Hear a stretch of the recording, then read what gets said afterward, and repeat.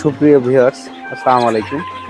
অনেক নতুন উদ্যোক্তা ভাই বন্ধুরা আমাকে ফোন করে বলেন, ভাই মিশরীয় ফার্মি মুরগি ডিম পাড়ানোর জন্য শতকরা কত পার্সেন্ট মোরগ লাগে?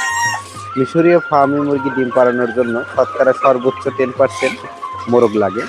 আর 10% মোরগ থাকলে সেখান থেকে বীজ ডিম উৎপাদন করা যায় এবং বীজ ডিমগুলো উচ্চ মূল্যে বিক্রয় করা যায়। এছাড়াও সে ডিম থেকে বাচ্চা ফোটানো যায় এবং বাচ্চা বিক্রয় করা যায়।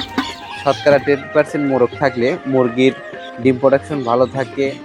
যেহেতু এই জাতটা দেশি মুরগির মতো, এজন্য মূলক মোরগ লাগে।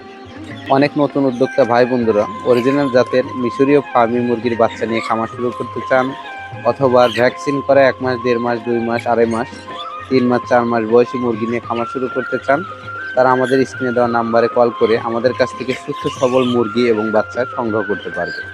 আমাদের ঠিকানা সিরাজগঞ্জ জেলা, উল্লাপাড়া উপজেলা, ইউএস অ্যাগ্রো ফার্ম।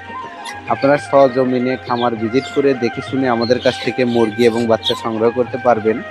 এছাড়াও শর্ত সাপেক্ষে বাংলাদেশের যে কোনো স্থান থেকে অনলাইনের মাধ্যমে ডেলিভারি নিতে পারবেন। মিশরীয় ফার্মি মুরগি 4.5 থেকে 5 মাসের মধ্যে ডিম দেওয়া শুরু করে এবং একটানা 18 মাস ডিম দিয়ে থাকে। এছাড়াও বছরে গড়ে প্রায় 280 পিস থেকে 300 পিসের মতো ডিম দেওয়ার সক্ষমতা রয়েছে এই জাতের মুরগি। ফার্মি মুরগির ডিমগুলো দেখতে অবিকল দেশি মুরগির মতো হওয়ায় বাজারে এই ডিমগুলো উচ্চ মূল্যে বিক্রয় করা যায়।